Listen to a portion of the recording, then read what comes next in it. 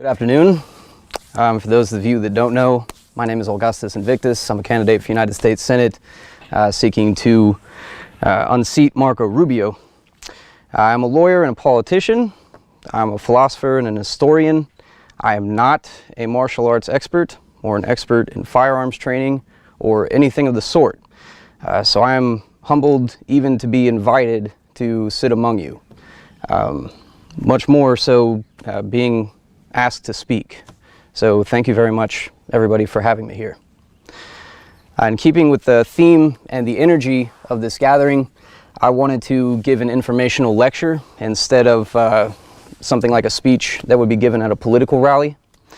So today I'd like to talk with you about a passage in Thucydides' history of the Peloponnesian War and how I believe that episode applies to our situation. My mentor in law school, he had worked at the Pentagon. He had been educated during the Cold War, when the 30-year war between Athens and Sparta was likened to the conflict between the United States and the Soviet Union. My mentor was a brilliant thinker when it came to foreign policy and international law, and so when he asked whether I'd be interested in doing an independent study with him on realpolitik, I was honored, and of course I said yes. And one of the several texts he had me read was Thucydides' history of the Peloponnesian War. And in that history is what we call the Melian dialogue, where we find the famous line, "The strong do what they can, the weak suffer what they must." And I was reminded of this recently by a t-shirt design of Master Chim's. And I thought to myself, what better topic to address at this convention than the Melian dialogue? Now, generally speaking, I take this quote in the Nietzschean sense, right, as Master Chim, I'm sure, does as well. We often hear in circles such as ours that might is right. I think somebody's got that shirt right now. We all worship strength, and rightly so. But for today's discussion, I would like to look at the situation of the people of Melos from a different perspective. As a matter of fact, what Master Chim said a moment ago about martyrs was the best segue I could possibly have imagined for this speech right now. So for those unfamiliar with the story, I will explain it in short order. Athens and Sparta went to war with one another for a bunch of reasons that I won't get into right now. Melos, which was a colony of Sparta, they refused to take sides in the matter. But when Athens started laying waste to their lands, Melos started fighting against Athens, naturally. They took Sparta's side and engaged in hostilities. And one day, the Athenian ambassadors, they came to Melos, and they said they had a message to deliver directly to the people. The rulers of Melos, they would have none of it, because they knew that the Athenians would go to the people, and they would breed distrust, and they would breed panic, and they would acquiesce to whatever the Athenians asked. So the conversation that took place, which is recorded in Thucydides' history, it was without any talk of morality, without any talk of sentimentality or anything else that we see like the hallmarks of propaganda that are in the news and on television, anything that we're used to hearing as to the reasons we go to war. The Athenians made their case plainly in the brutal language of realpolitik. They said, "We are not here to explain our cause or to convince you that we are morally right for this reason or that reason. And neither are we here to listen to you call yourselves victims and say you've done us no wrong. We're past all that nonsense. All right, we are here to conquer your little town, and if you don't submit, we will crush you, we will kill all of your men of military age, and we will sell all of your women and children into slavery." The Melians insisted that they wanted to remain neutral, and they asked Athens whether they would object to them just staying out of the war altogether. The Athenians respond by saying, "No, your neutrality is unacceptable. And it's not because you could do any damage to us, because let's face it, you are a flea compared to the Athenian might. The real reason we cannot allow you to remain neutral is that if we were friendly to you, our subjects would regard that as a sign of weakness, whereas your hatred is evidence of our power." The Athenians point out to the Melians that the question of right and wrong has nothing whatsoever to do with this conversation. City-states and towns retain their independence because they are strong and the Athenians are unable to conquer them.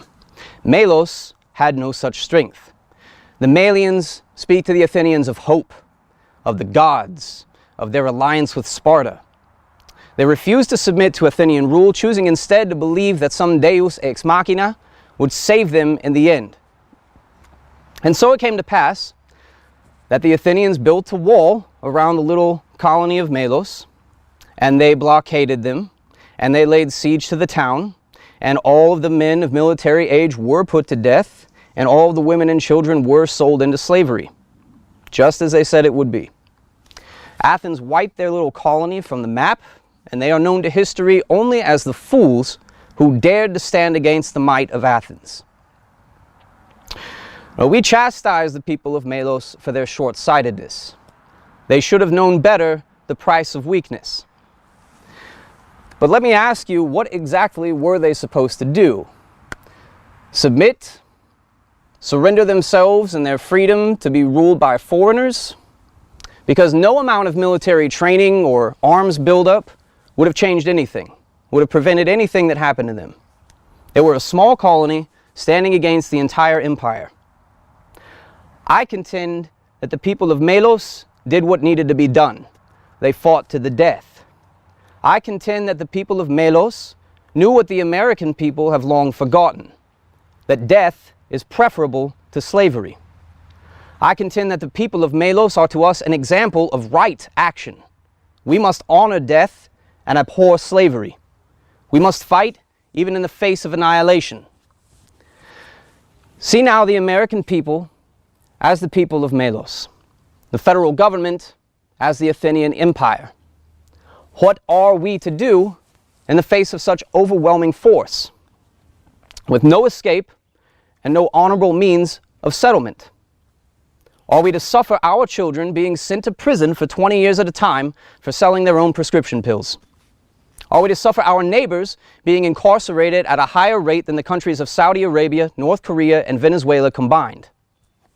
Are we to bend over and take it when the FBI raids our friends' houses and seeks to imprison them for standing against tyranny? Are we to teach our children that it is right and honorable to compromise with a system that seeks our absolute subjection to the designs of the financial interests? To me, the answer is a clear no. But if there is one thing that has surprised and appalled me in the course of this campaign, it is the extent of the apathy of our fellow Americans. There are many, even within my own political movement, who see no real problem with the system.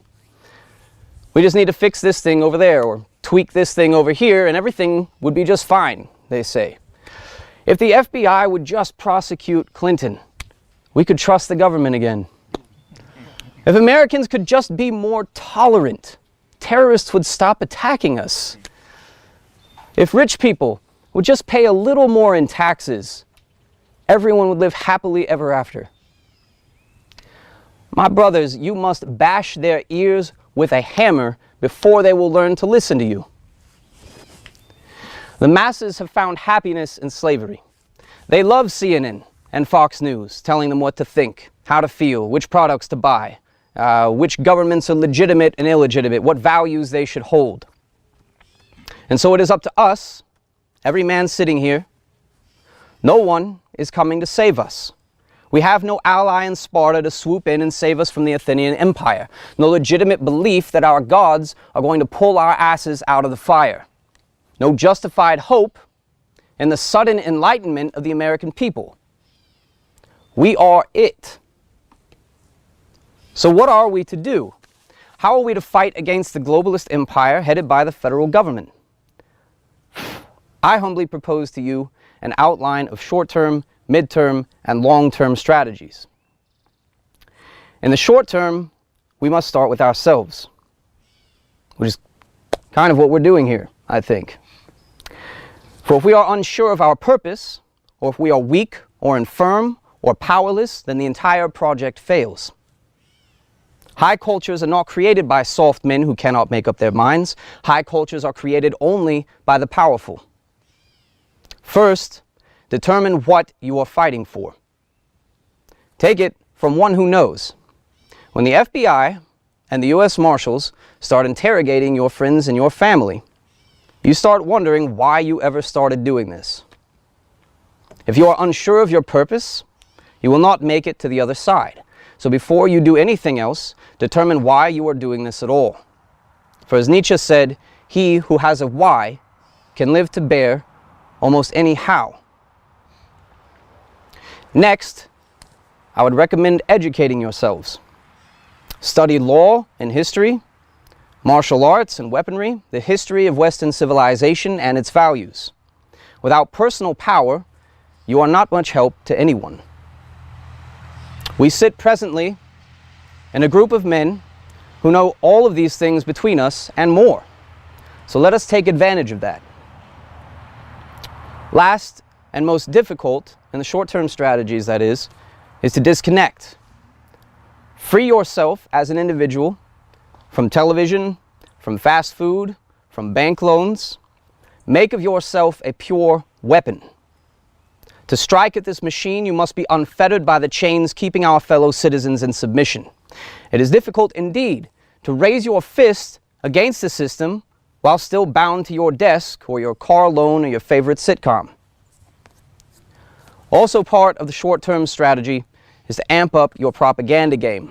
For make no mistake, we are fighting a culture war this very minute.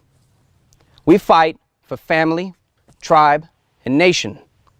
Our enemies fight for mob rule in the name of tolerance. And in the present conflict, it is the media that matters. We are the minority fighting against a monstrous mob machine. This is an asymmetrical struggle, and we cannot expect to gain power over CNN or Fox News anytime soon. So in the short term, we need writers for blogs, personalities for podcasts. Social media is the new mass communications device, and no matter how much you hate Twitter, the masses use it. And let's not forget the role that it played in the Arab Spring.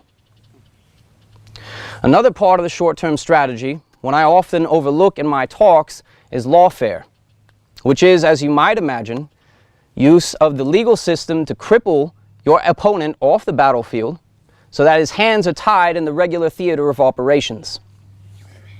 The detainees at Guantanamo, they were taught to start screaming at the cameras about their ill treatment by the Americans. It was a propaganda effort, yes, but it was also an attack in international law, such that the federal government was pressured on the very legality of the detention center itself, let alone the practices therein. But beware that the federal government uses this as well, and its agents, they are experts at lawfare. One case that I speak of all the time, in one context or another, is that of the American Front. The FBI, they paid a so-called informant $40,000 to infiltrate the skinhead group, incite them to violence, and then testify against them in court.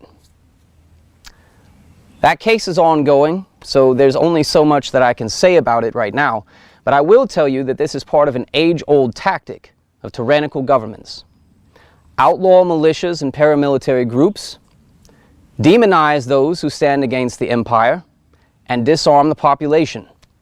This makes the enslavement of a people a foregone conclusion. The militiamen, the paramilitary groups, those who stand against the empire, these are the very people I am looking to recruit for what is coming, which is why I don't bother watering down my message. If you'll recall, I spoke of proposing short-term, mid-term, and long-term strategies.